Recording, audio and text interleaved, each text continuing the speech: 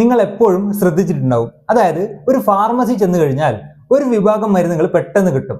എന്നാൽ മറ്റു ചില മരുന്നുകൾ ലഭിക്കണമെങ്കിൽ നിങ്ങൾ ഡോക്ടറുടെ പ്രിസ്ക്രിപ്ഷൻ കൊടുക്കേണ്ടി വരും. എന്നാലും എന്തുകൊണ്ടായിരിക്കും ഇതിങ്ങനെ? മെയിനായിട്ട് 2 തരത്തിലുള്ള മെഡിസിൻസ് ആണ് ഉള്ളത്. അതിലൊന്ന് OTC മെഡിസിനും മറ്റൊന്ന് പ്രിസ്ക്രിപ്ഷൻ മെഡിസിനും ആണ്. എന്താണ് OTC മെഡിസിൻ? അതായത് നമുക്കൊരു ഡോക്ടറുടെ പ്രിസ്ക്രിപ്ഷൻ ഇല്ലാതെ തന്നെ ഫാർമസിയിൽ ചെന്ന് വാങ്ങാൻ പറ്റുന്ന മെഡിസിൻസിനാണ് നമ്മൾ OTC അഥവാ ഓവർ ദ കൗണ്ടർ മെഡിസിൻ എന്ന് പറയുന്നത്.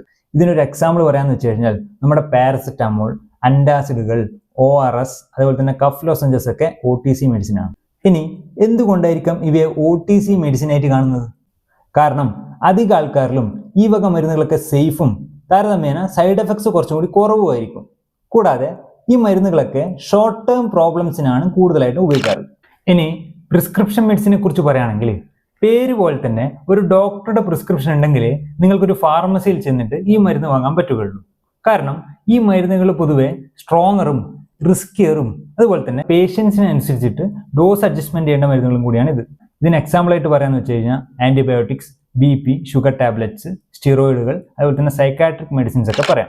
ഈ വക മരുന്നുകൾ കുറച്ചും കൂടി കറക്റ്റ് ആയിട്ട് യൂസ് ചെയ്യണം. കാരണം അതിന്റെ ഡോസിൽ വ്യത്യാസം വന്നാൽ അല്ലെങ്കിൽ അതിന്റെ ഡ്യൂറേഷൻ ഓർ മറ്റുള്ള മരുന്നുകളായിട്ട് മിക്സ് ചെയ്ത് കഴിച്ചു കഴിഞ്ഞാൽ ആ മരുന്നിന്റെ എഫക്റ്റിനെ ബാധിക്കാൻ സാധ്യതയുണ്ട്. ചിലർക്കെങ്കിലും സംശയം ഉണ്ടാവും, അതായത് എന്തുകൊണ്ട് ഒരു പ്രിസ്ക്രിപ്ഷൻ മെഡിസിനെ OTC മെഡിസിനായിട്ട് കണക്കാക്കുന്നില്ല എന്ന്. കാരണം ഈ വക മരുന്നുകൾക്ക് എപ്പോഴും കുറച്ചും കൂടി സ്ട്രോങ്ങർ ആയിട്ടുള്ള സൈഡ് എഫക്ട്സ് ഉണ്ടാവും. കൂടാതെ ഈ മരുന്നുകൾ മറ്റുള്ള മരുന്നുകളായിട്ട് ഇന്ററാക്ട് ചെയ്തിട്ട് അല്ലെങ്കിൽ റിയാക്ഷൻ നടന്നിട്ട് ഈ മരുന്നിന്റെ എഫക്റ്റ് കൂടാനോ അല്ലെങ്കിൽ കുറയാനോ സാധ്യതയുണ്ട്. അത് മറ്റുള്ള മെഡിസിൻസിന്റെ എഫക്റ്റിനെ ബാധിക്കാനും സാധ്യതയുണ്ട്. പിന്നെ ഈ വക മരുന്നുകൾ മിസ്യൂസ് ചെയ്യപ്പെടാനും അഡിക്ഷൻ ഉണ്ടാക്കാനും ഇടയുണ്ട്. ചുരുക്കി പറഞ്ഞാൽ ഒരു OTC മെഡിസിൻ ചെറിയ കാര്യങ്ങൾക്കും അതുപോലെ തന്നെ ഷോർട്ട് ടേം റിലീഫിനും വേണ്ടിയിട്ടാണ് കഴിക്കുക. ഒരിക്കലും ഒരു പ്രിസ്ക്രിപ്ഷൻ മെഡിസിൻ ഡോക്ടറുടെ പ്രിസ്ക്രിപ്ഷൻ ഇല്ലാതെ വാങ്ങരുത്. അതൊരിക്കലും സേഫും അല്ല, സ്മാർട്ടും അല്ല.